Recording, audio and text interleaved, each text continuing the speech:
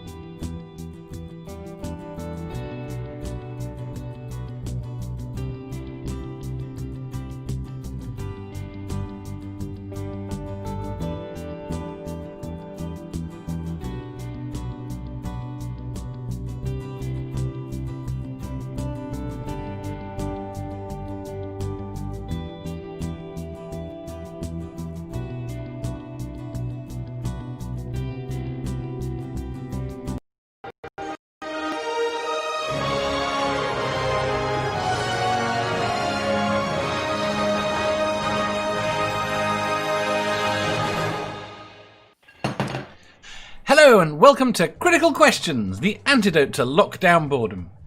I've trawled the internet for the best, worst, most interesting and ridiculous dumb questions I can find, and with any luck, my guests will be able to answer all of them. On this rare Sunday show, we have got with us Godless Scummer. Oi, oi. Godless Granny. Hello. Not So MathPig. Oink, oink. And Jenny. I. How are you all doing? Why is everyone awake so early? It's not early for me, Dave. It is. I have these hemorrhoids that were really bothering me. The sun came up. The sun always wakes me up. So what time I wake up depends on what time of year it is.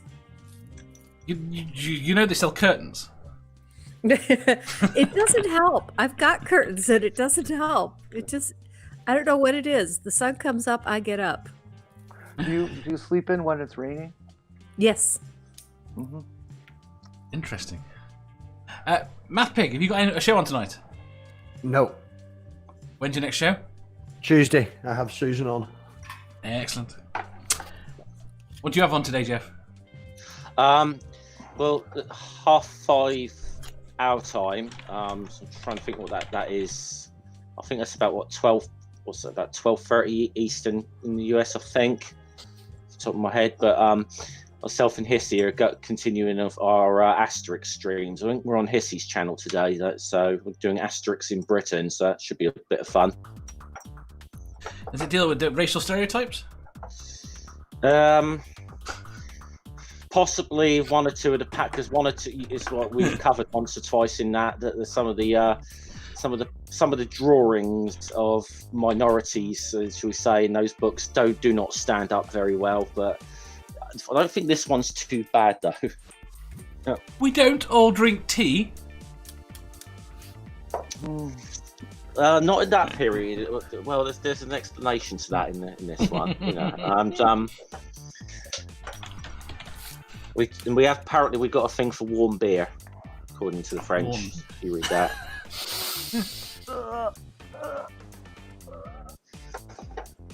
Right. Our first question today, which is a horribly wordy one. Question 682. What name would be more likely to make you consider the impact of resources and energy you consume rather than carbon footprint? The writer of the question suggested a carbon skid mark.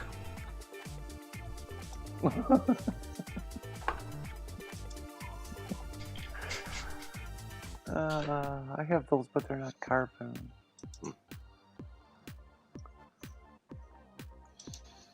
See, why is carbon footprint any good? Because footprint is you leave a footprint when you've been and gone. Carbon footprint is Yeah. How about carbon litterer? Yeah. Carbon garbage pile. Only.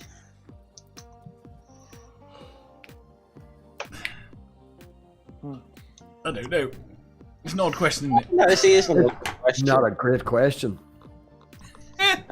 As you said, it's early for people as well, so I wouldn't expect too many good answers on this one. The chat's better. Nerdy says overall global destruction rating. And Seraphim says carbon shit stain. Carbon gluttony. Gluttony. Carbon gluttony ranking. Do you have carbon gout? Jen says, "Hottie, no burn."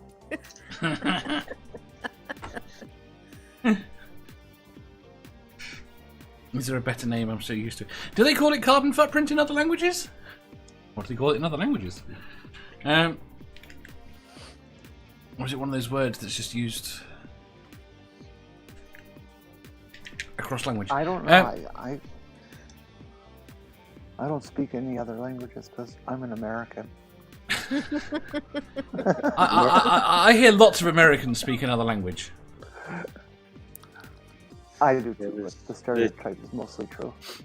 There's two main languages of America. I think it's English and American.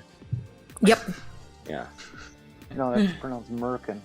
Yeah. More of a U than an E. Merkin.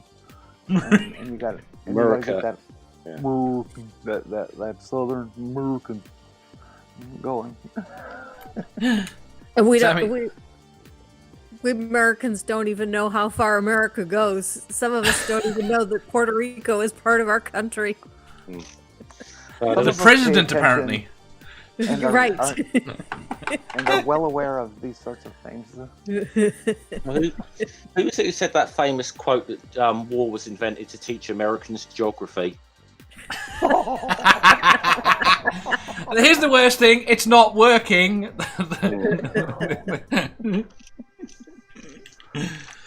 Sammy says, "How far past completely fucked scale?" Jen says, "How much have you pisses off Amanda scale?" Pisses Amanda off scale. Emperient Carbony. Seraphim says, "Your rank on Amanda's shit list." I don't think she's personally keeping score. Yeah, I don't. It's a lot of effort. Although saying that, she keeps getting pissed off at MathPig for doing certain things. No, I'm doing all right. Are you? This is what I'm worried about. So there might be people polluting with far more than I am, but I might be higher because of the Jar Jar involved. So, is there an effective scale? I feel she should be awake for this conversation. yeah. Is there an effective scale between how much she's pissed off about you having a massive bonfire in your back garden versus a 3-second Jar Jar impression? Considering I didn't show her the last two videos, one touched 30 foot and a tree caught fire, but we'll not tell her that.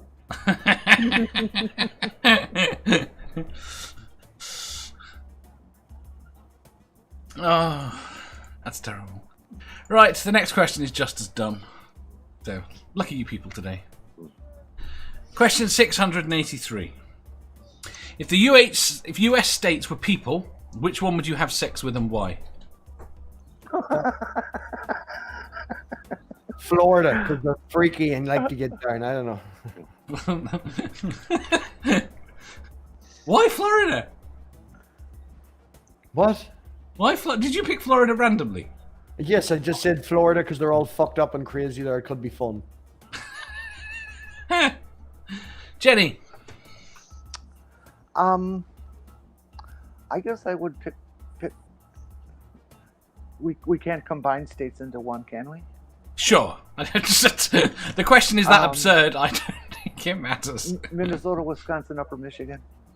Why? Because it is just so lovely.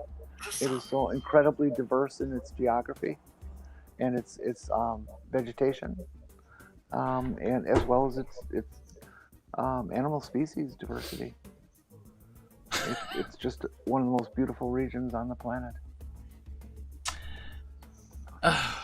Jen says none. They all have STDs. Seraphim says Florida. Seraphim says Florida because MathPig. Yep. Sammy says Delaware because they would be a virgin. Seraphim says Vermont. They're the kinkiest. Come on, Jeff. I think people think of all the sort of well-known glamorous states like California or Hawaii or whatever. But I've got this feeling that, you know, when you get right down to it, it might be one of the ones you least expect, like Wyoming or something. That might be one of the, you know, one of the quiet ones. Yeah, one of the You've quiet never ones. been to Wyoming, have you? Well, this is the point. Quiet in public.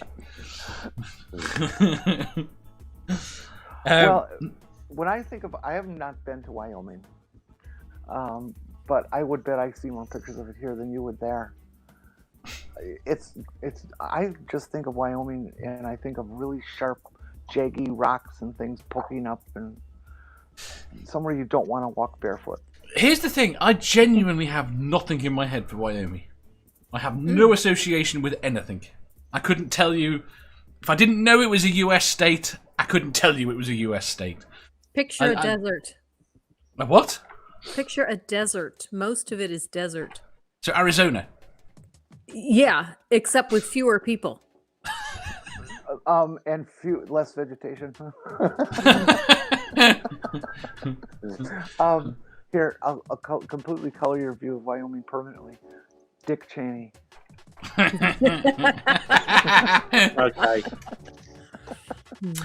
Nerdy says, I'd have sex with Ohio because it sounds like, oh, hi, oh.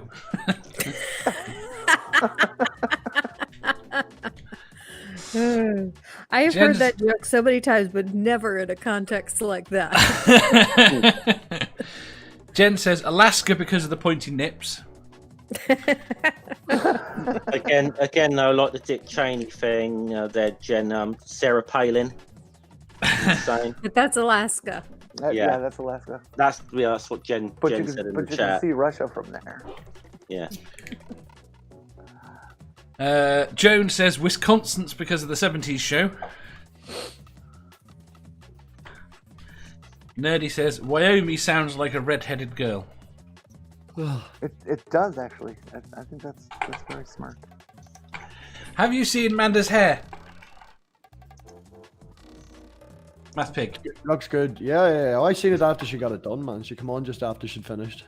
Did she color? She showed me a picture with no light, and it hadn't changed. Yeah, it's dark, but it is red. Oh, you can see it in the light. It's definitely red. Oh, dark red. That's called auburn. Granny. Do I have to? Yeah, what the hell? Make one up. I guess I would have to pick Rhode Island. It's the smallest we could get it over the fastest. Excellent answer. Don't forget, I'm ace. Well, you didn't. So you didn't want to. None of you wanted to find out whether everything is really bigger in Texas. Then Everyone avoided Texas like the plague. Jennifer says, hello everyone. Washington has a nice slot in the northwest corner that one could insert things into.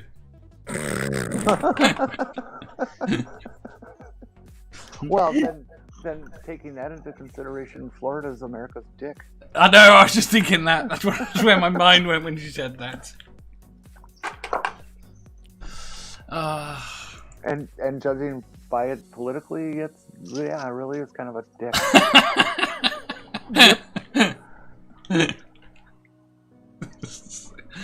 Right. Question 684. You find yourself as the main character in a video game. What is the first thing you do? Look for a weapon. What type of video game? yeah. See, I was imagining a platformer, but I think we'd probably better to go with something a bit 3D. So, I was. Did you know how I was going to answer this as well? But now you're putting parameters on it. I was just going to answer it by going, Shoryuken! And it is just before or after the character setup in the preferences. Oh, it's definitely after. I think I'm going to go with Skyrim.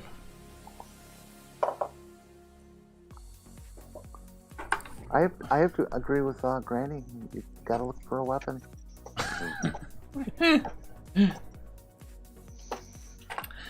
Nerdy shouts, level up. Jennifer shouts, shit myself.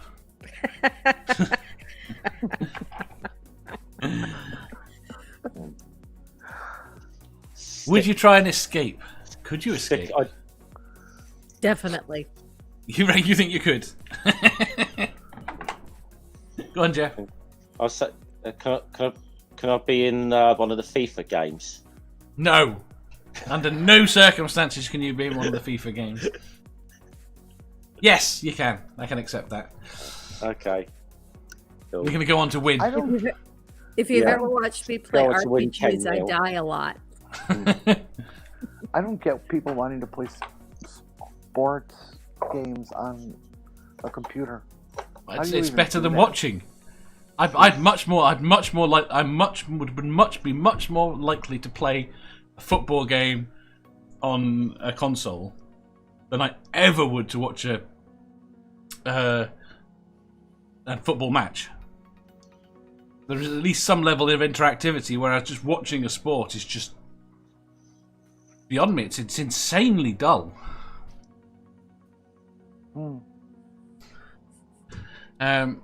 You ought to watch my husband watch sports. When the score is really close, he goes nuts. I won't even stay in the room because he gets so angry. No, I overplay how much I dislike sports when Jeff's on. Well, it doesn't bother me. I try. There are bits more when I try to insult your teams that I never can remember the names of. Dave, there's nothing you could say about my team that would be insulting. We know we're shit. So I'm pretty sure Southampton Football Club's that whole reason that chant "we're shit and we know we are" started. Sammy says, "Take a mushroom." To which Joan responds, "Get me some armor, but mushroom sounds good too." Nerdy says, "In that case, I'm in a waifu simulator." Are they games? I try and fit myself snugly in with the block, the block that's shaped sort of like a zigzag kind of thing next in between that and the sort of square block or whatever to eliminate a line. So you try and kill yourself. If you eliminate a line, you die. Well, is it dying or is it just becoming acid? Well, who's to say? Is it really dying? Yes. I've decided. Jennifer says, "After shitting myself, I'd look for my 2 nephews and or my brother to save me. They're the only people I know that play video games." All right. MathPig? It reminds me of a good story. When I was playing Witcher, there was this one battle that I had to do 3 times because I kept defeating the enemy, but the battle is on a rather narrow ledge. And as soon as the battle was over, I would fall off the ledge, and that stupid guy dies when he falls such a short distance. And I kept having to redo the battle because I couldn't walk down the stairs after I defeated the enemy. I definitely wouldn't mind attempting like to dive headfirst off of a historical landmark into a cart full of hay or whatever, and because this video games has taught us anything that you can survive that. Like the London Tower? Yeah. You played Assassin's Creed, any of you? Yeah. I haven't played that one. Ezio de la Torre of Valencia. Yeah. Jen says, "I'll go and defeat KO Dan Armada." MathPig. Ring you, tell you to recode it, cheat like fuck, now I'm a god. Cheat codes! That's it. See, we never thought about this. We could, if we put ourselves in like one of Peter Molyneux's games or something, we literally would be God.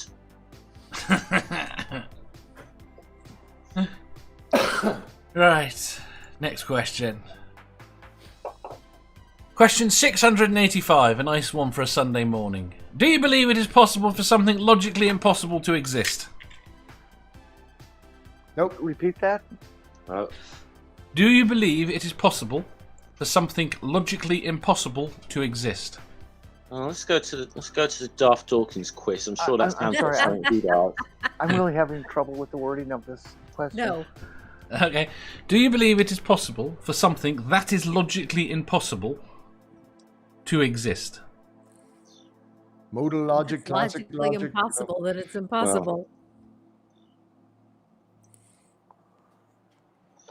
Oh, damn, you start some Yeah, do you have an philosophical example? questions on this. Do we have an example? The God. Christian God. Oh, okay. If that's I that get specific it. example, probably No. not, but No, that's ridiculous. Can you have something where something is Go ahead. assigned a thing? So this is a chair and this is a table, and a chair cannot be a table. Therefore, chair equals table is logically impossible. Therefore, it can't exist. Or like square circle. Yes, that's a much better example. that's what they call boxing rings, though, and they exist. There you go. Great philosophical riddle solved in a second. Jen says no. Nerdy says yes, depending on the logic used. See, that's the problem. Yeah. I would come down on the side of absolute major no, especially when you bring up the concept of a Christian God. How anybody can take something that doesn't exist, create it into whole cloth, and then to run their entire life believing in things that it never said because it doesn't exist is absolute lunacy to me. It is the ultimate self-duping. Yeah. It's just like how can you let your intellect disappear for this? It's nuts. It's just nuts. It is. Sammy says, I think it's logically impossible to answer this question, possibly. Jones says, no. That's the best answer. Yes. That is the best answer. We're not going to beat that. I don't know. Jones says, no, because there's no precedent, so I have no reason to. Jen says, if it is logically impossible, then it can't, assuming your logic is sound. Using And classic that is always that is the big caveat there, isn't it? Is if Yes. your logic is sound. And Jennifer says you can use a chair No. as a table.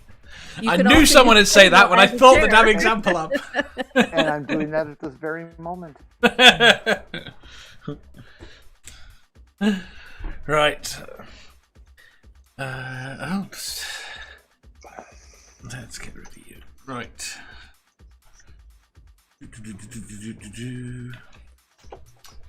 Right. Question 686. What is the most beautiful thing you have ever destroyed? Oh, this hurts.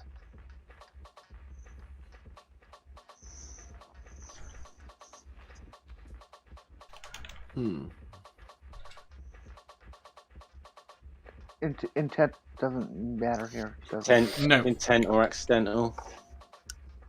Yeah. One of the most horrifying experiences of my life. I was driving on the freeway, coming home after a very long day at the racetrack, very tired.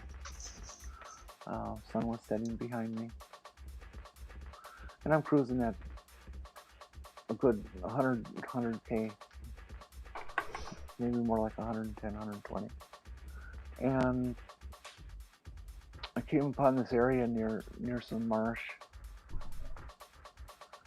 and there were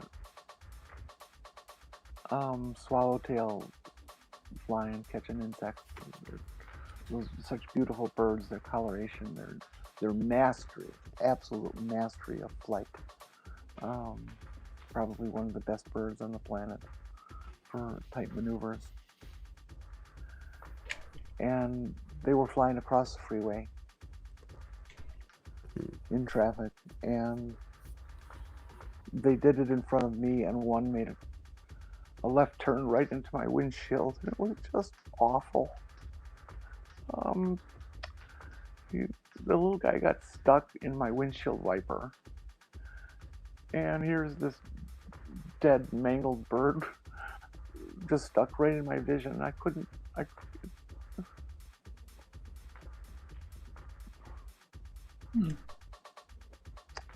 I had to pull over and take it off and bury it. It's not your fault. But No, but it still hurts. no, it Yeah. does. That's too bad. Nerdy says myself. Jennifer says some poetry I wrote as a teenager. For me, it was glass. It was the top for my wedding cake. It wasn't an expensive thing, but it was really very pretty. It was a pair of swans with their heads making a heart, and it was the top of our wedding cake. And in one of our moves, which my husband was active duty Army for the first 13 years of our marriage, and so we moved a lot. And in one of our moves, it got broken. Oh. Sammy says a puppy and is upset. I'm intrigued by that. Jen says my parents' joy at Christmas when I admitted I knew what they'd already got me. Ike says my own potential. Was that really beautiful? MathPig. Everyone's is. It is. I can't think of anything. How about tree that you set fire to? It was a fucking ugly tree, and there was 6 of them. We all needed down. God. I built a go-kart when I was younger, and it lasted one day because my mate jumped off the back of it when we were going down a very steep hill and pushed me into a curb, buckled the whole fucking thing, took the crown off the top of my tooth. It was a beautiful go-kart. Did you say a golf cart or a go-kart? Go-kart. Go-kart. Go-kart. Made from a classic actual pram that my mother had put in the attic to save, and like an antique fucking old-fashioned pram, and we'd ripped the wheels off it. It was probably more beautiful when we got at it. But, she came home to a mangled mess. What's a and pram? twisted axles. Translate, please. It's a stroller. It's the English word for stroller. Okay. It's actually short for preambulator. Oh, all right. It's called a pram. Yep. Yeah.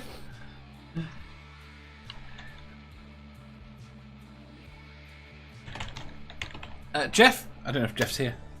He didn't leave a message.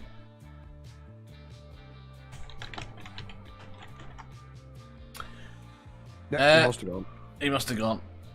In which case, I'm trying to think. See, I'm trying to think. I can't think of anything. Yeah. I can think of things I've made that have got broken, but I can't. Oh, I can. See, it's what's beautiful. I can think of ingenious things, right? For example, my dad's dog got the very tip of his tail caught in a door. Ooh. Right now, you basically if you get your dog's tail get gingered in any real way, they dock the tail. Yep. That's the recommendation, because you can't heal a tail, because every time the dog wags, it whacks it into something. And we for a week or so we had it, and every time. But my dad was convinced he didn't want the tail dog. Dog had a lovely tail. So I designed something.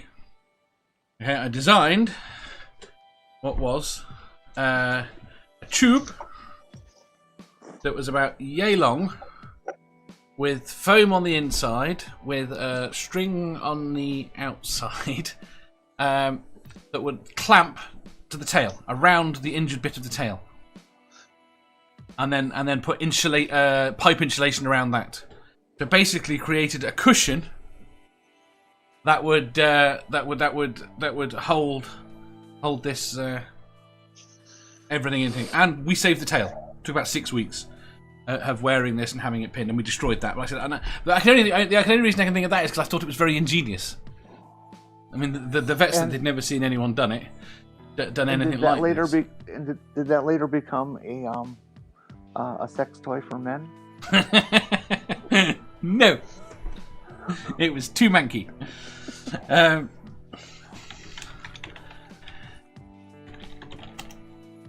What was I going to say? I was trying to think.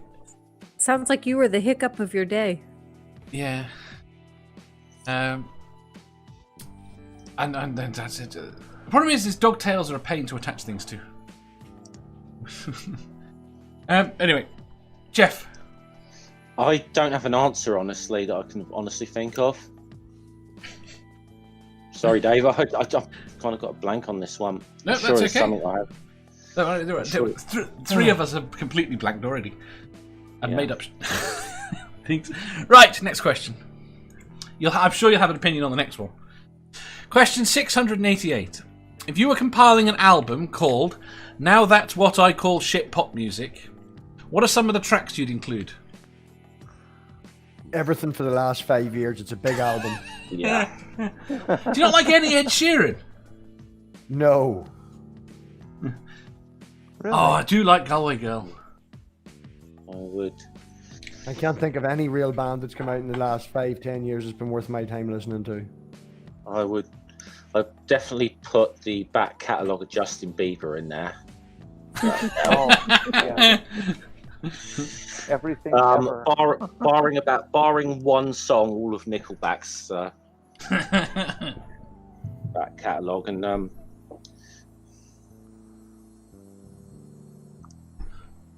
yeah, it's so much to. Quite a lot of U2 stuff as well, I I'm completely think. ignorant of contemporary music, so I don't know who the hell I could even offer. I have no idea. Although Justin Bieber, I know enough to know that that's right up there. Yeah. I'm with Jenny. I also don't listen to contemporary music. And it's funny because Chris, atheist pastor, recently did a thing where he's putting together a video where he wanted to get American reactions to Aussie music. Mm-hmm. And he played one song, and when it was done, I said, "Now you understand why I don't listen to music." There you go. How about I can't really put it in there though because I haven't listened to it, but Australian pop music, I suppose.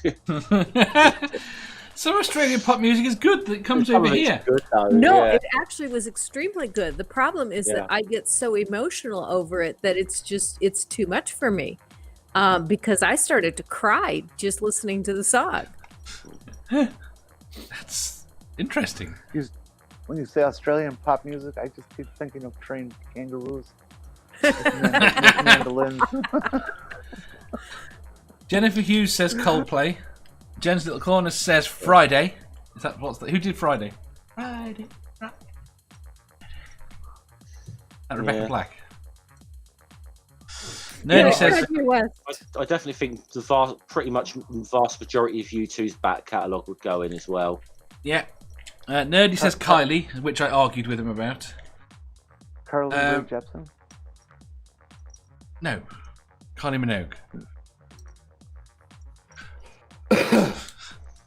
She's awesome. Very short. Santi says BTS. Who's BTS? Oh, that's K-pop. They're the most popular of the K-pop bands. Are they? Mm-hmm. Is it good that I've never heard of them? What the fuck is K-pop? Korean pop. Oh god. Just wait, they'll introduce you to J-pop one day. K-pop. I can't stand any of it. Can you guess what J-pop is? Japanese pop.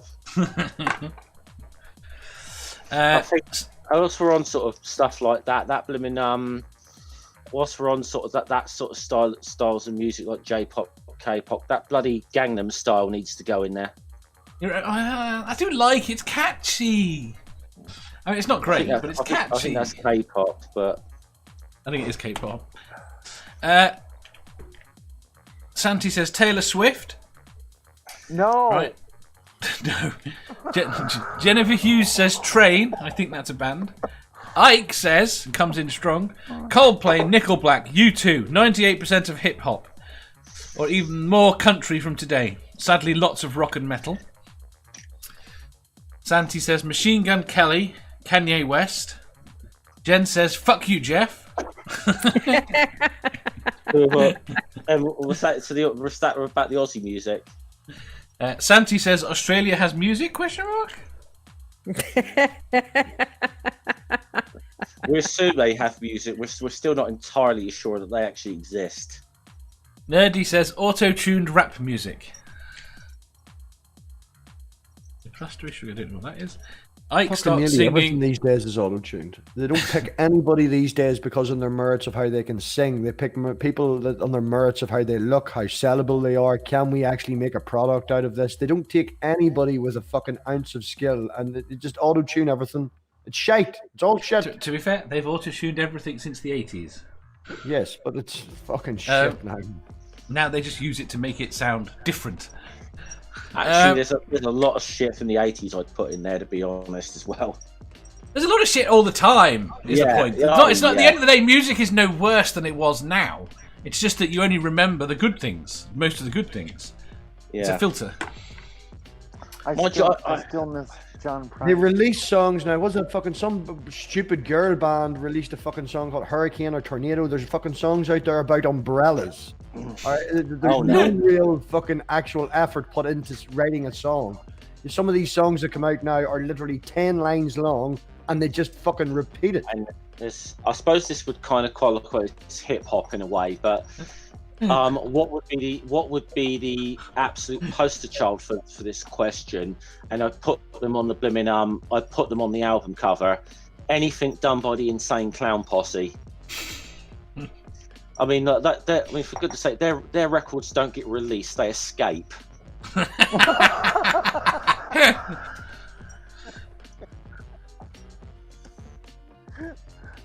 Jenny, you take someone like one of the greatest Motorhead. How would you try and sell Motorhead to an executive now? Look at Lemmy, listen to them. It's never going to happen. Yeah, and the world might be a better place for it. You're fucking wrong. But you got to. But again, you got to look. A lot of the time, you got to put it in context to the things that come along. Like when heavy metal got big in the sort of late 70s, early 80s, or whatever. There's a lot. Okay, Motorhead was a good band. But there was a lot of crap bands that was just immediately signed up because it's like, people are into metal right now. We'll just sign whatever. I mean, but this is what happened with Britpop. Oh yeah. There's so much crap that was signed up, like when Oasis got big and Blur got big, Jennifer got it. She hit the nail on the head. You're old when you start complaining about current music. Yes. I said yesterday or the day before. I need a little guy that walks out and shouts, "Get off my lawn." I was doing that. But here's the thing: I was doing that at like 21 at least. Well, I think lots of people were. I mean, this is the thing. I grew up on 70s music. Yes, so did I. Even though I was an 80s person, because that's my music my parents listened to. So what I actually remember of the 80s music is a lot less. I only remember the odd songs from the 80s, and then the 90s was my actual music. The awesomeness of music that I got in the 90s. That everyone is critical of. I have missed so much stuff. ICP. Jen says ICP are absolute crap. Yeah. Who said that? I totally agree with Jen. them. Yeah, absolutely. Well, That's Insane Clown Posse. Here's what's interesting, okay? That's right, I've just given the way the discussion went. What is interesting is there has been studies on the complexity of music. Okay, and they can categorically state now that music is less complex than it's ever been. Yeah. And that's been determined. That means it's worse. Not 100% sure on how they determined that, but they've determined that's worse. The other thing, the thing that seemed to break music was the mid 80s, mid to late 80s. The mid to late 80s. well, in the UK. It may have been slightly offset in the States, but I doubt it based on the information. Up until then, they wrote music for everyone. They had no clue. They were just writing music that they thought would be popular. What they actually worked out in the 80s was that there is only actually one group of people that buy music. And that is girls aged 12 to 18. Almost all music is bought by girls 12 to 18. That's not to say other people don't. 40 CD case would fucking disagree with you. No, it's not to say other people don't buy music, but if you want to put out an album, if it doesn't appeal to that age group, yeah, it's not going to be that successful, and that's the problem. That's the big market. That's the demographic they're aiming for. Yes. And since that information was worked out, the music industry changed. Yeah. Because you didn't need to. Even in genres like heavy metal, I've noticed that sort of thing with the sort of bands that get pushed and signed.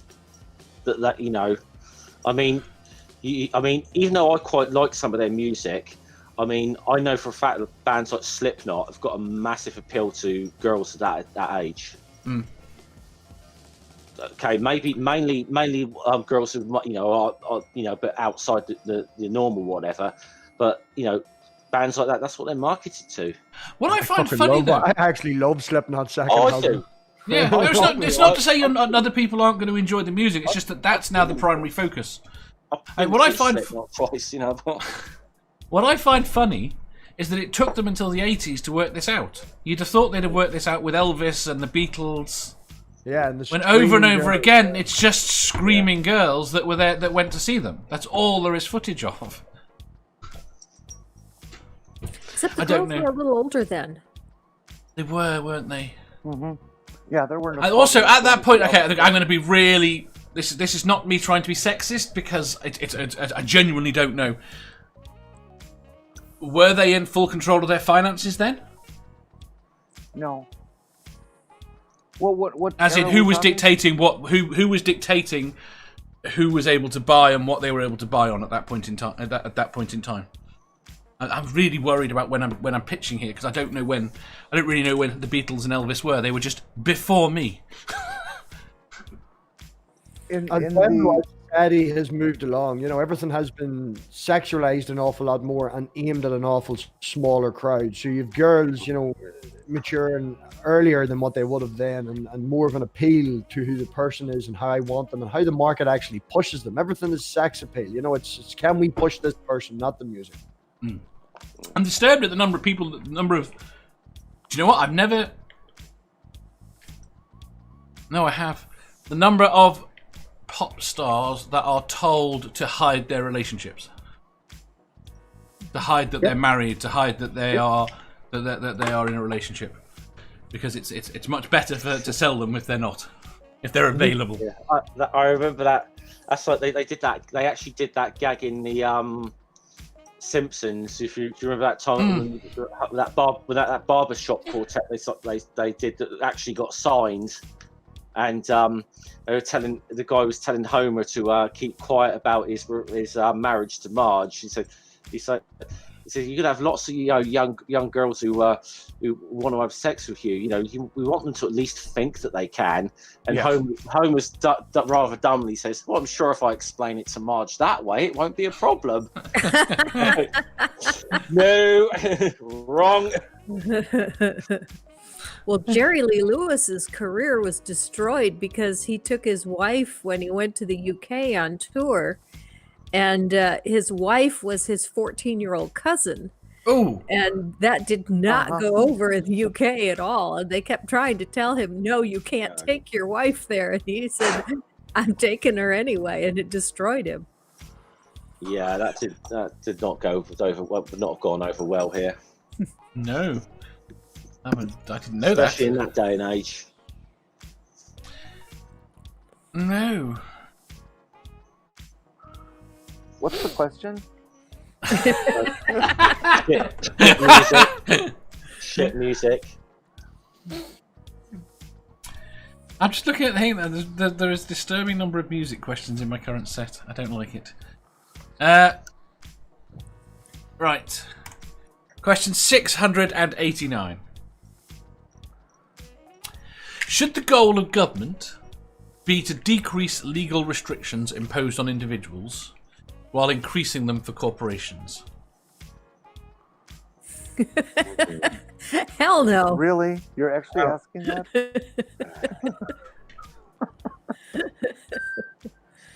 You think Silly they what? kids. What? You say, well, what's the alternative? Well, you. No. Read that question again, Dave, just so I make sure I heard that correctly. It's in two parts, is the issue, and I had problems joining the two parts together. All right. Should the goal of government be to decrease legal restrictions imposed on individuals, whilst increasing those restrictions on corporations? So, should business be more tightly regulated, while individual freedom should be expanded as much as is humanly possible? I There's not a misunderstood the corporation on the question. face of the earth that can be trusted with the public good. Yeah. There's And not. all corporations require strict and thorough regulation. Their interest is only their profit. They have no interest in society. Yes, we have America to thank for that. Future. Yeah. I didn't know that going into the 70s again, going into the 80s, that corporations in America had a responsibility to workers, shareholders, and the greater society. Okay, they were basically all three had to be considered. And in the 70s, shareholders got together and sued some companies and said that shareholder profits are the only things that are important.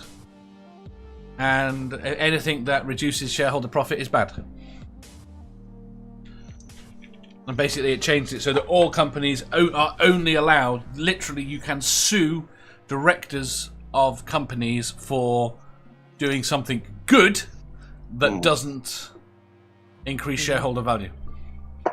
This is why, because even, but this is also a symptom why not even just not doing anything good, but why in a lot of sort of industries, you know, I mean, one of the sort of, obviously the big things was that a certain amount of capital would get reinvested into the companies or whatever, into the business to help it continue to compete.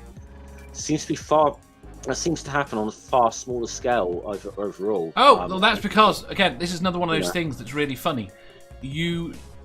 Okay, this is going to be my personal opinion and looking at how America went. Oddly enough, I know more about the economic history of America in the 20th century than I know anything about the UK. Right? You need high corporation tax. You need very high corporation tax to encourage them not to take money out of the company. You encourage them to reinvest, to actually to invest to grow the business. Whereas right now it's cheap. It's cheap that that shareholders just want their money out. Yeah. At the end of each year, so there's no planning beyond that. Because if you've got money left over, give it back to the shareholders. Yeah, because this is oh damn! Do you know? Oh, God damn! Where's my bloody copy of Capital when I need it? But I'm just to. I like in Capital. I mean, I do like not Capital. No, who wrote Capital? Marx. No, forget that. You know Adam Smith's book that I forgot the name of. Which one? Because Marx addressed a lot of the Adam Smith stuff. The key point that Smith made was that what Jenny said at the start. Yeah. That corporations can't be trusted. Basically, he said that merchants have no country. It's a high regulated form of capital. Yeah, that's what Adam Smith was. Right, and he said you need, which is ironic considering, but some of the problems with even with that, I think Marx addressed in Capital. That's my own personal opinion. But the point is, you can't argue with capitalists with Marx. No. Which you've got you. But the point being, unless they're smart capitalists, because a lot of them very very familiar with Marx, as they really know their shit. Well, I find funny that Marx is not. If you've got to split Marx into, you've really got to split Marx into two. Yes. His analysis of of industry as it was and society was inspired. It's brilliant. And then you've got maybe his solutions aren't necessarily quite so good. Yeah, but again, didn't really. This is what a lot of people. He didn't really write a lot of like blueprints for future socialist societies or anything. And he was very, very wary of people. He was always very wary of doing that. And he gave reasons why, which is whenever I hear people saying, "Oh, well, that sort of society that Marx described can never happen," and blah blah. That's when I know I'm talking to someone who's never fucking read Marx ever. When they start saying, because they will always preface this by saying, "I've read Karl Marx. He's got some good ideas, but his whole blueprint for the future thing." That's when I know they're bullshit and that they've ever read anything he's ever wrote. Yes. Right. Jennifer says, "I posit that the only restrictions on individuals should be that they can't hurt other people. Am I wrong? Do you include themselves in that, to at least some degree?" I mean, it's one of those things where I'm all for allowing people to take personal risks, but when a risk hits the point of outright self-destruction, I'm thinking the government might want to step in. I kind of agree with Jennifer conceptually, but I just don't see how the reality could possibly exist in such a manner. I guess my point is, if I want to jump off the Empire State Building, should I have the freedom to do so? No, because you could hit somebody down below. Assuming not. Assuming not. Assuming the only negative. No, it is, but it's not the point of my question. No. The point of the question is, should I be allowed to jump off the Empire State Building, thinking to myself that I will be able to survive it? Not trying to kill myself. For the very reason that Jenny just gave. It's No. It's still applicable, Dave. No, not in the. I'm trying to give an abstract point here. Yeah, not. I totally think it might hurt someone else. Right. The question is, can I jump? Should the government allow me to jump off something very, very high if I have got the belief that I will survive? No. No. Right. No, and I know it's an abstract point you're trying to make here, Dave, but it still comes back to what Jenny said. No, it doesn't. I'm sorry, it does, because when it's a position, even if it's a belief position, you'll survive this. If there's the possibility you are going to possibly hurt someone else in the process of that. Yeah, but that's automatically ruled out. That's my point. That's automatically ruled out. If there's any risk of you hurting someone, the government should step in. I am talking about a scenario where there is no risk.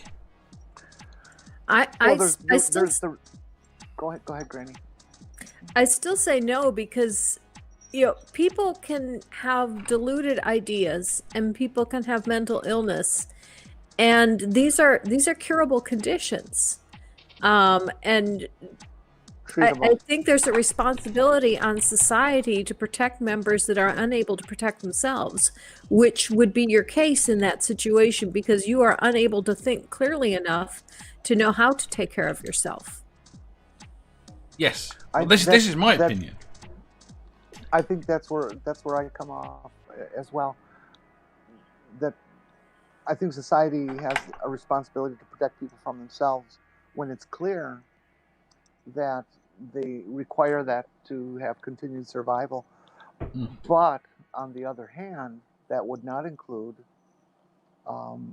well deliberated and assisted suicide. Yes, very much so. Yes. Completely agree. I mean, my point was the question I was trying to get to at that point.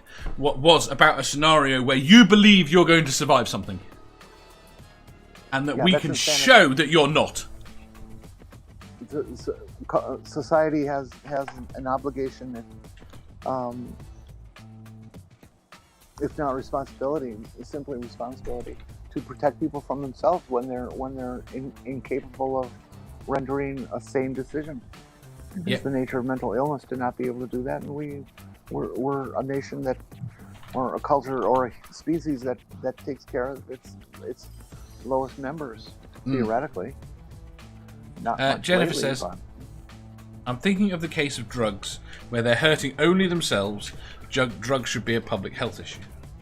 Completely agree. That's not to say there aren't other issues surrounding that society might have to bear the burden for, but very often... Well, these sorts of things are always easier to decide when you keep them in a vacuum. Yes, very much so. This is the problem. I was arguing with someone yesterday about why prayer and religion are allowed to continue to exist from an evolutionary perspective, right? And the net result is the same sort of thing with drugs. It's whether or not the cost to society, cost to the species, is greater than the cost of doing something about it. And religion, the big thing about religion is it helps societal cohesion, and I get sidetracked, and it stops people having to think. If you don't have to think about something, you don't have to expend energy on it, you don't have to worry about it. Okay, now that in its own right offers a benefit to society. And as long as that benefit isn't killing off too many people, evolutionary it'll be selected for.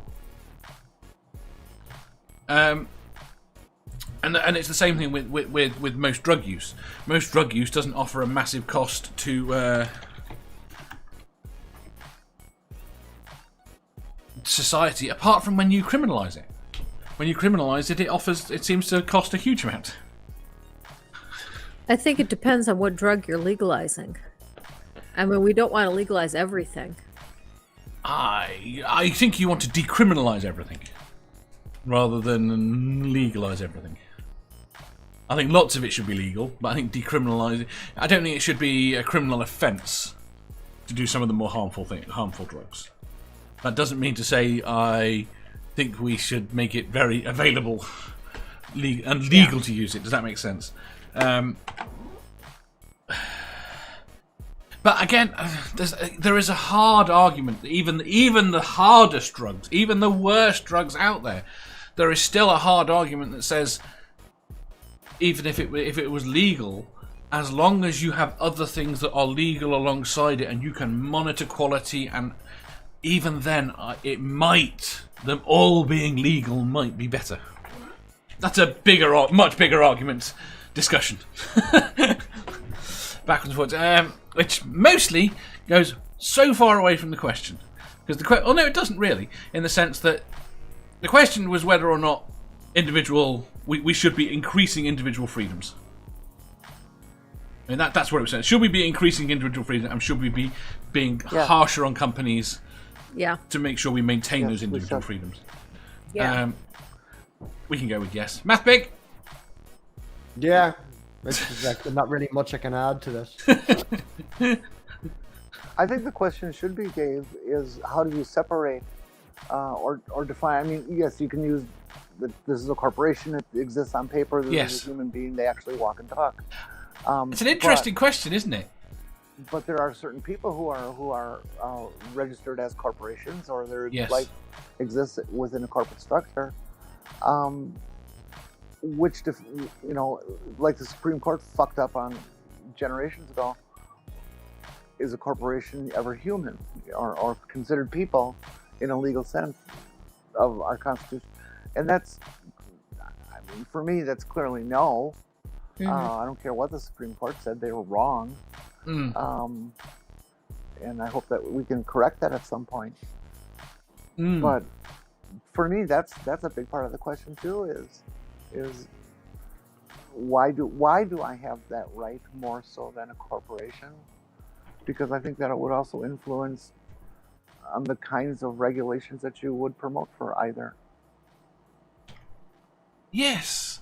Well, this again, you're very much. Oddly enough, when I was trying to think about this question, and like, the problem is the reason I didn't rewrite this question to better, and probably 2 questions, was because I got stuck thinking about it.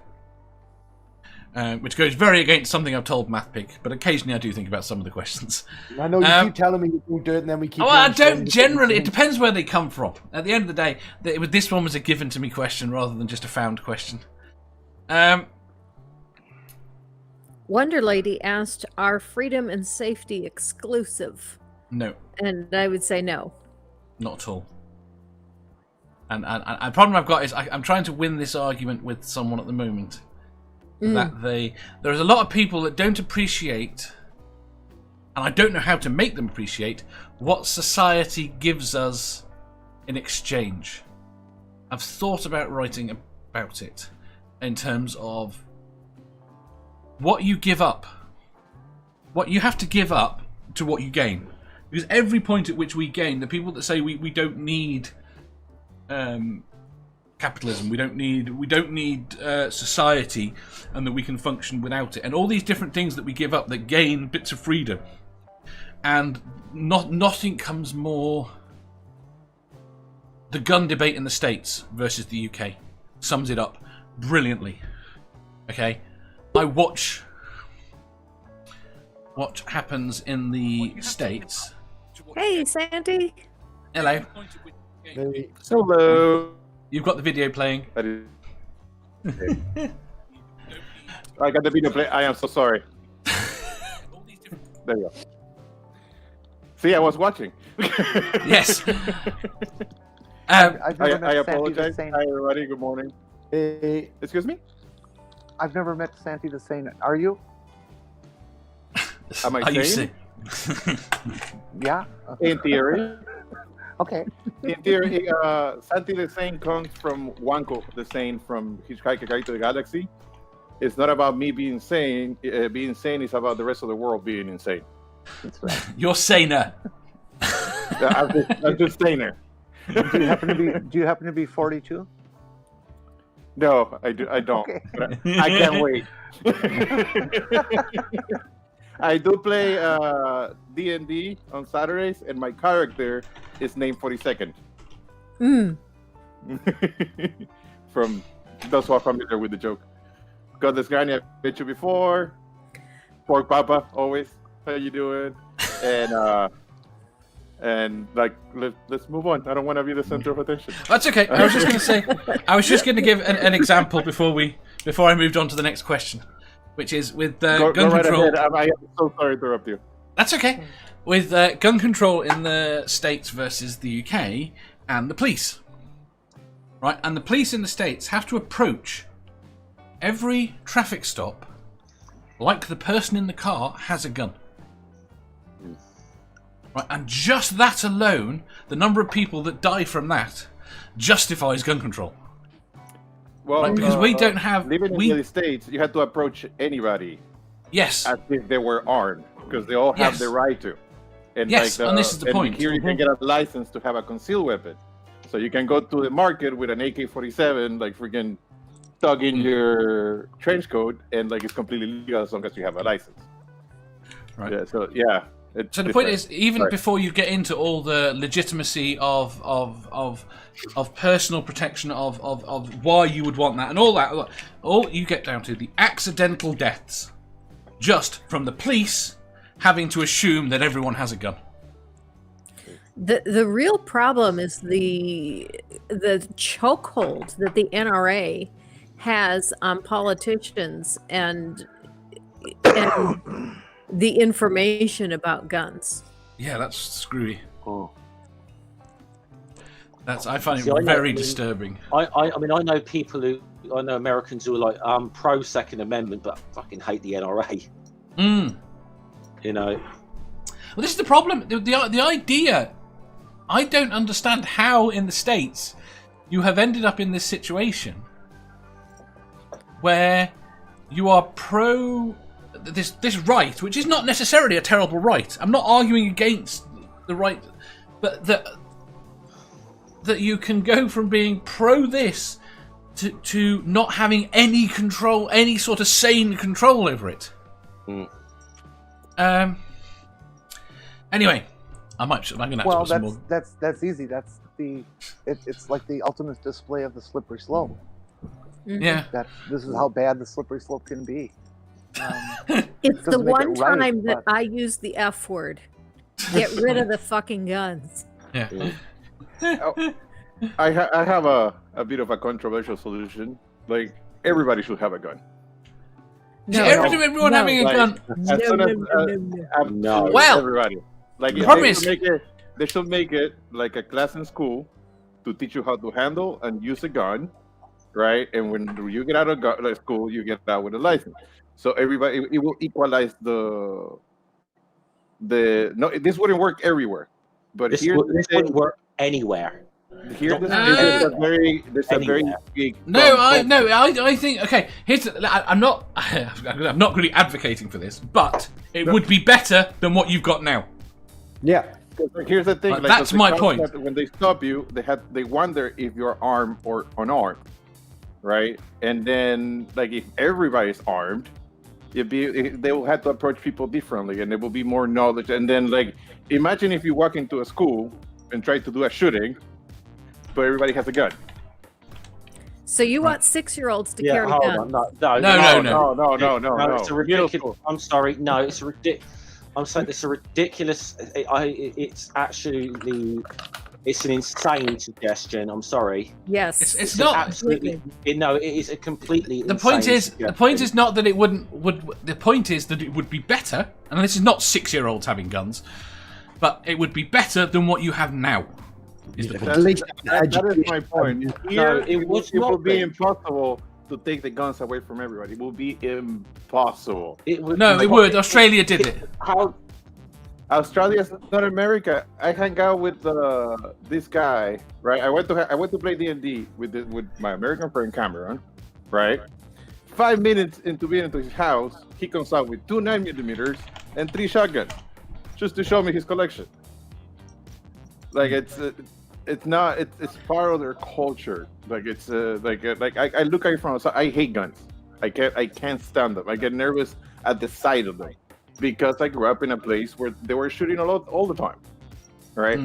But here, like, in order, like if you try to make like the British police, like, go around with the batons, right? They're gonna get shot because people are not gonna give up their weapons here. And so what they need is like either. And then again, it's their constitutional right. So what they need is better training and better understanding of these guns, so we can take them out slowly. I don't see. If you come out with a gun, you just become like, you know. I'm not arguing about the better education part. It's the bit you started off with. Give everyone should have a gun. No, that is going to add to the insanity. No matter how well you educate people on guns, that's going to add to the insanity. Go on, Jenny. I love guns. I have owned guns.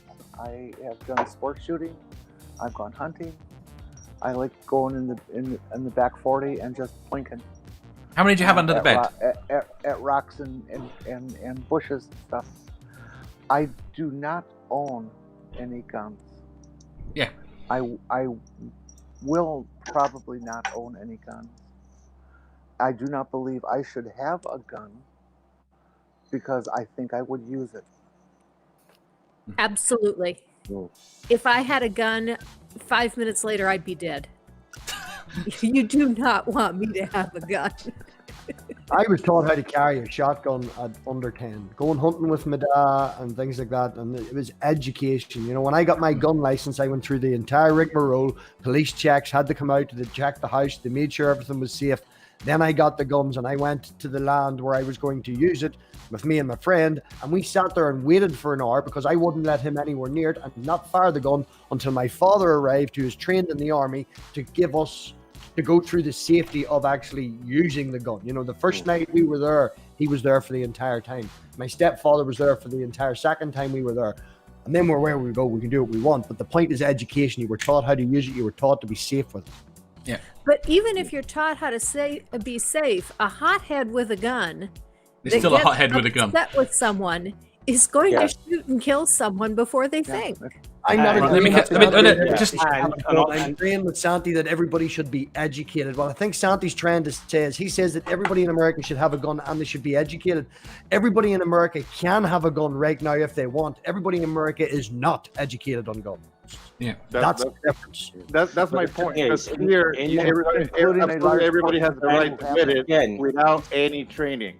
Like you can literally go and buy it without any license or permits or anything like that. They should take your name. As long as you don't take it out of your house, you can have this gun, and you don't even have to know how to like use the safety on it.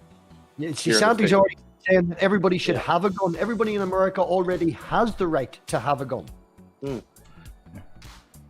Right, just let me catch up on the chat. Here's the thing: I've got to get this out because let's talk about this scenario because this is a scenario I've not been hearing from the blooming NRA or whatever all the time. Like, give the good guys guns or whatever. And this whole situation, everyone has a gun. Like someone walks into a school shooting, and everyone's got a gun. Here's the thing: even if everyone's trained, knows how to use a gun or whatever, in a situation like that, people are going to panic. Yeah.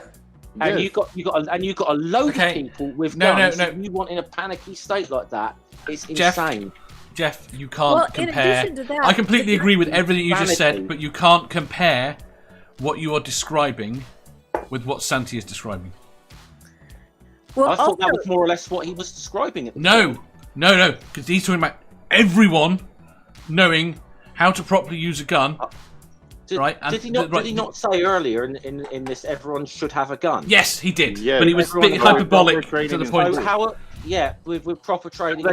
Just like everybody has to go to public school. So legally, we should add it to the class. In Texas, if I'm not mistaken, they already have a rifle club or class where they teach you how to do competitive shooting. Yeah. So how is my point irrelevant to a school shooting then if everyone's got a goddamn gun? Because they all got, it's not like a bunch of prepared people with guns. People are training for years on how to handle these guns and these situations. Yeah, they're still gonna. And again, if everybody's armed in the school, how far the shooter is gonna get? Yeah, that's the point. It's the expectation. I can't believe it's fucking insanity I'm listening to right now, honestly. Insanity is that they're all allowed to have a gun without any training. Yeah. Without any check. Your point is I completely agree. What the NRA are suggesting, like to give the good guys a gun, is completely insane. Yeah. Okay, that's taking a scenario where guns aren't around and giving them to specific people.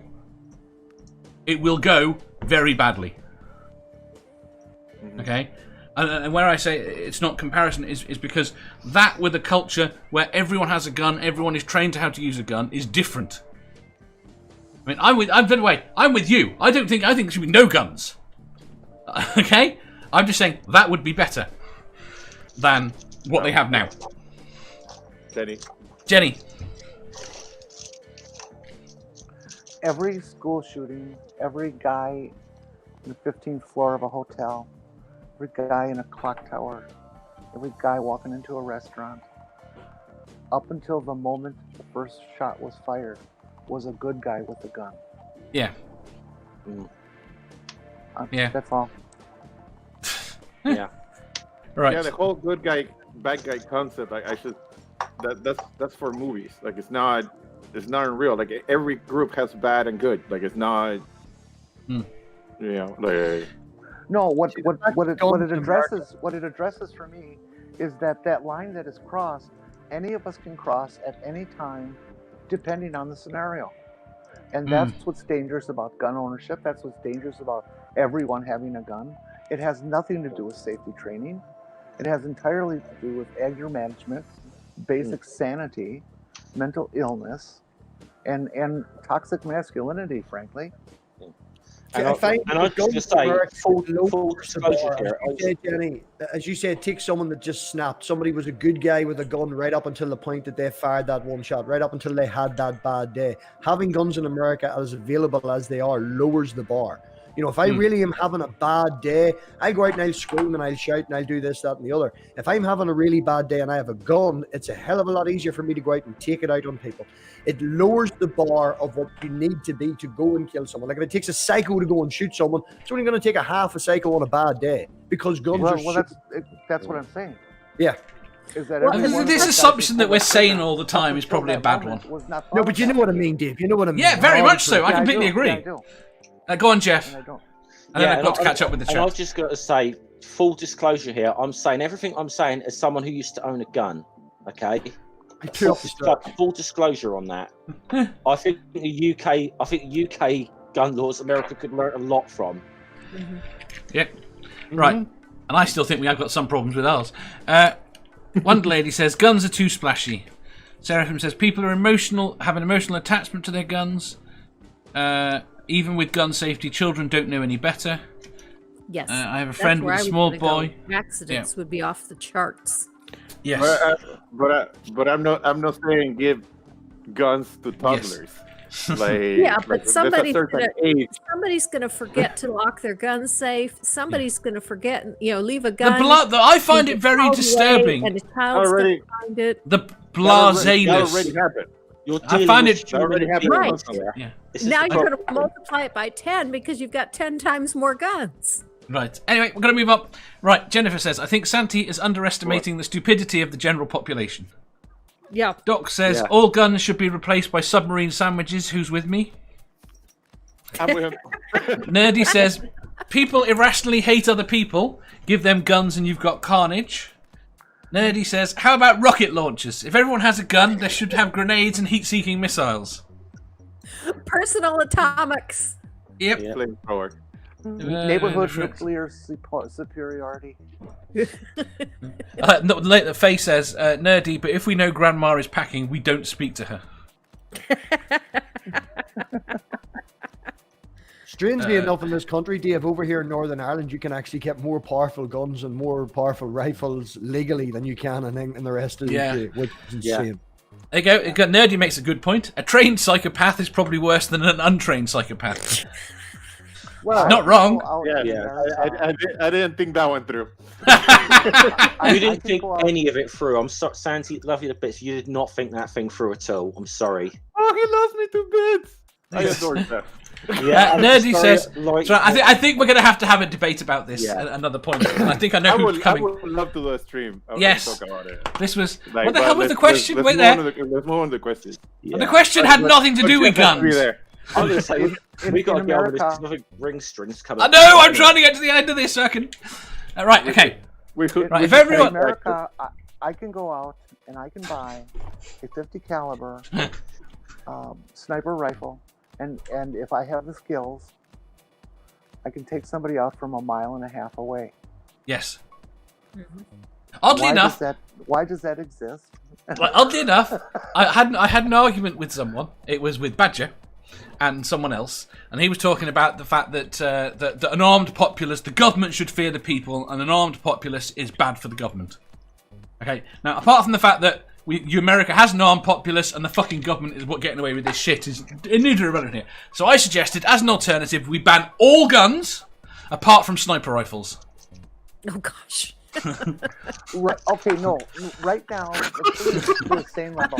Right now, this very moment in American history that is being written as we sit here and make light of the situation, the government is frightened to death of the people right now.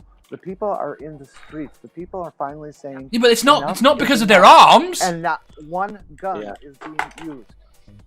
That's what I mean. That's why it's useless. People, and they do not have to be afraid of guns. us. Yes. And we don't have to be afraid of them. We have numbers. We have will. And we have the intelligence. Yeah, but how long will it last? Yeah, but right. Anyway, no. No points yet. Need to finish the chat. Need to get to the next question so we can end. We have a hard limit today. Otherwise, I'd let this go on forever. Nerdy says, if everyone has a gun, then everyone wears body armor. I find those fucking school bags horrific. The school backpacks in the selling in the States that have got metal in the back. Yep. What the hell is wrong? Jennifer says, any of us could make a snap decision which we immediately regret. Adding a gun equals tragedy. There's Amber. Yes. But the problem is that guns are there. Like yes. They're not going anywhere. Like that's where that's why the solution is so far. But like, let's go to the questions. Let's go. We'll do a stream about it. Like I promise. Right. Like, I was meant to have 2 questions, and I don't know whether we're going to have time. So I'll do both questions, but I might cut them short. All right, we've got 14 minutes. Okay, question 690. Have you ever planted a tree or chopped one down? If you've done both, which was more satisfying? Chainsaw and flames. Seriously? Than planting one? Chainsaw and flames wins every time. I've planted numerous trees, and it's far more gratifying because 20 years from now, I can look at that tree, and I don't still see the pile of burned rubble. Don't get me wrong, Jenny. I've went walking in old forests with the daughter, and I've lifted seeds, and I intend to plant them in the garden and watch them grow and all the rest of it. But you take a 3-foot chainsaw, and it's fun. It's very satisfying. It's very satisfying. No, it's not because it's taking a life as though I'm taking any other life. I have 14 trees in my backyard, and half of their roots are going underneath my house, ruining the foundation. Fuck they the have tree. to die. I didn't say it wasn't necessary, and sometimes you have to do it. But when I've had to cut down trees, I cry for the tree. I'm taking a life. I'm taking the resources of other families who happen to be birds and insects, but nonetheless, I've done what I've done. Go on. I'm a very lazy person, so planting the tree is usually smaller and a lot less work. So yeah, I enjoy it more. Like I understand the whole chainsaw and flames and stuff like that, but I had to go get the chainsaw. And, Going to the petrol station to get the petrol on the 2-stroke when you forget you ran out. I gotta say, yeah, I've done both, and there is a little bit of satisfaction that comes from messing about with a chainsaw, yes, which is probably why we shouldn't all have guns. Just saying. But, everyone, listen, Jeff. Everyone should have a chainsaw. You know what's more fun than a chainsaw, though? It's one of those hydraulic splitters. They're lethal. Long, and then it just rips it to shreds. That's even more fun. We have 3 chainsaws. We have a small, medium, and that's lots of fun. I've got a petrol one and an electric one. Go on. Overall, with a tree, I can't remember. There was a specific reason it had to be cut down or something, but definitely more satisfying to actually plant one. I've planted trees, and it is very satisfying. I am not allowed to have power tools. I'm too dangerous. I'm 65 years old now, and it's kind of a sad time. My father and I planted a number of trees. Some of them were willow trees, which we all know can be very short-lived, and some of them have been taken down in recent storms. And it's hard to see the complete life cycle of the tree happen within your own. The one tree I had to take down, I had to hire someone to do it because it was a huge oak tree that was completely dead, and it was dangerous.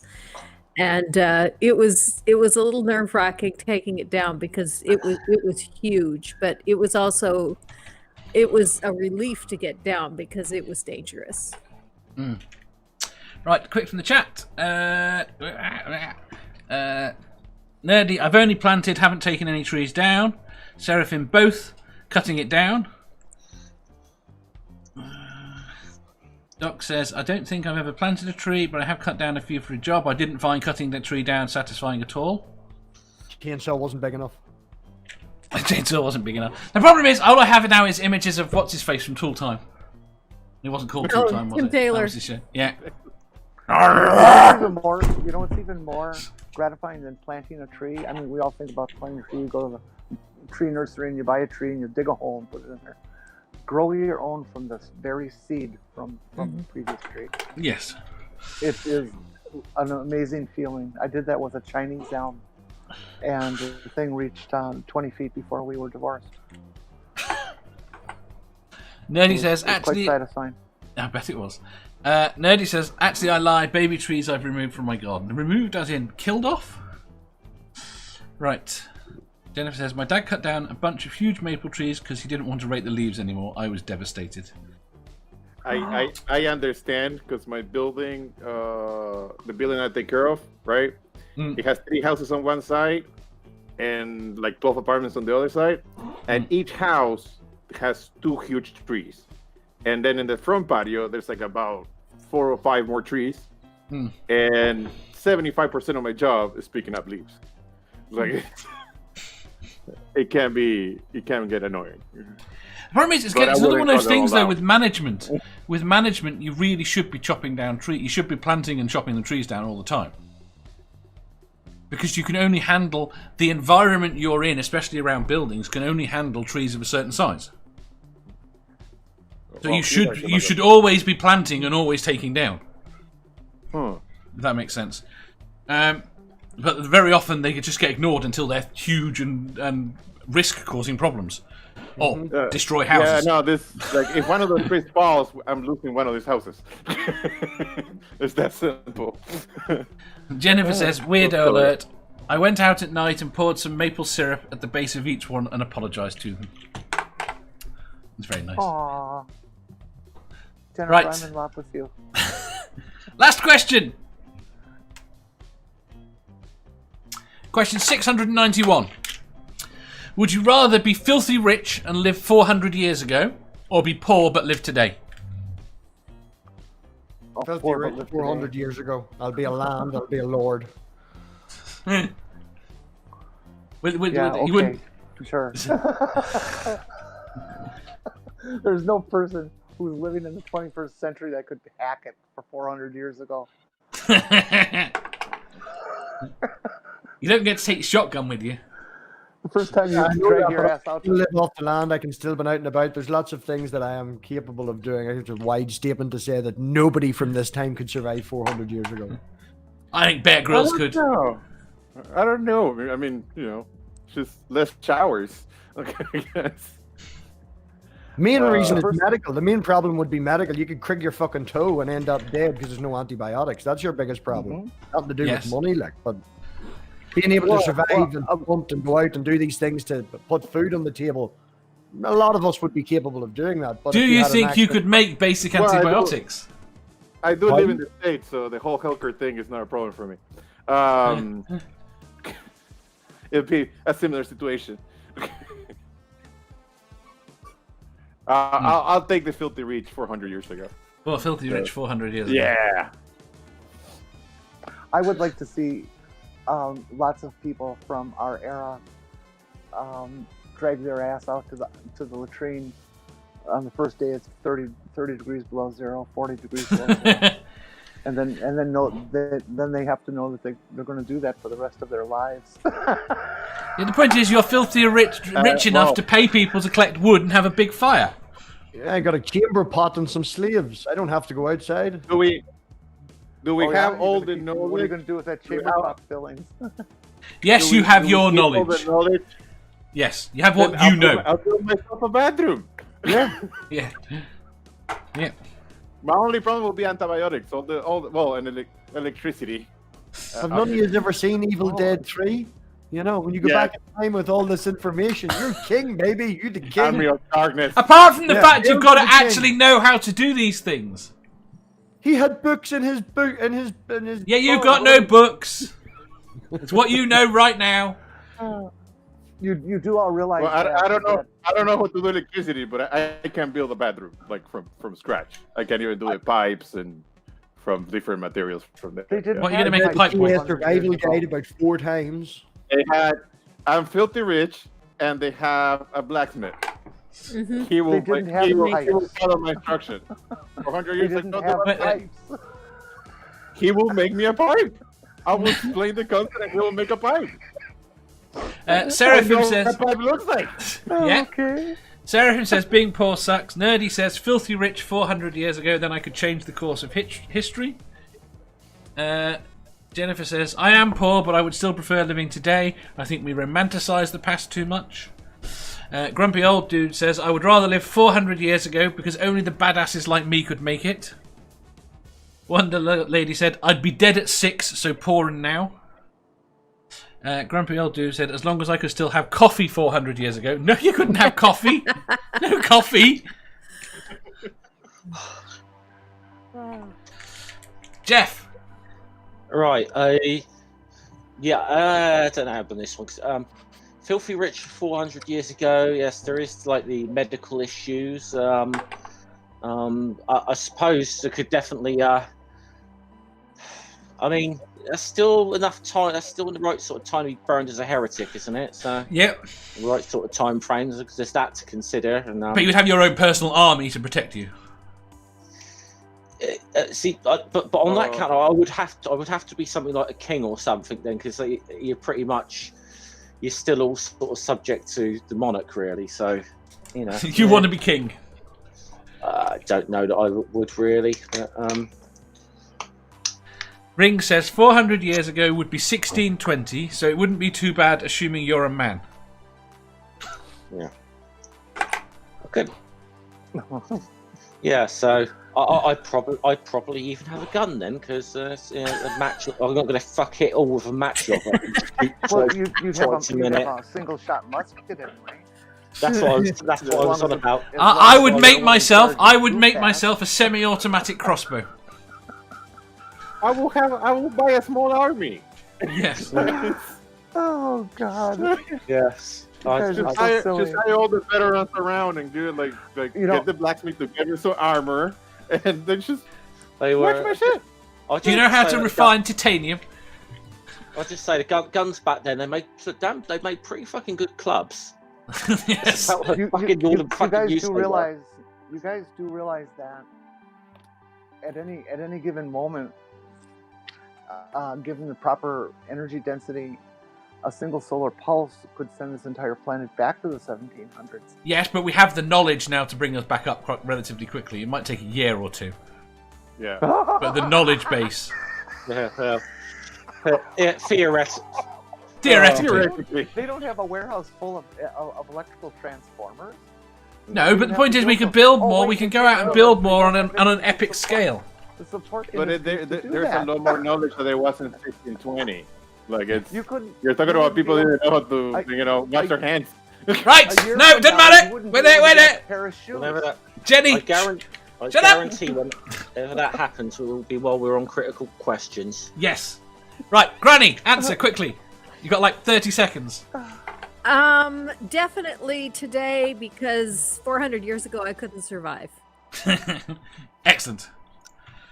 That has to be the right answer because it's the last one. Right.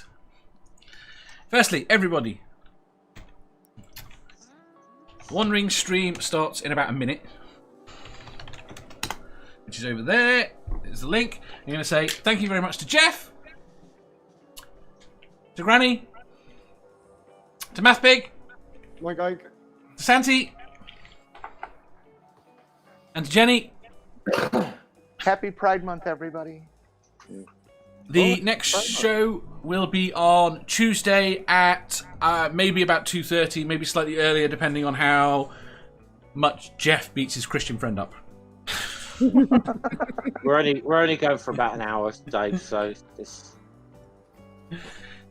we will see. Other than that, thank you very much for coming. I've had a blast. Didn't expect to do a Sunday stream, so it was fun. We will catch Best you all show on soon. the internet. Bye, everybody. Bye.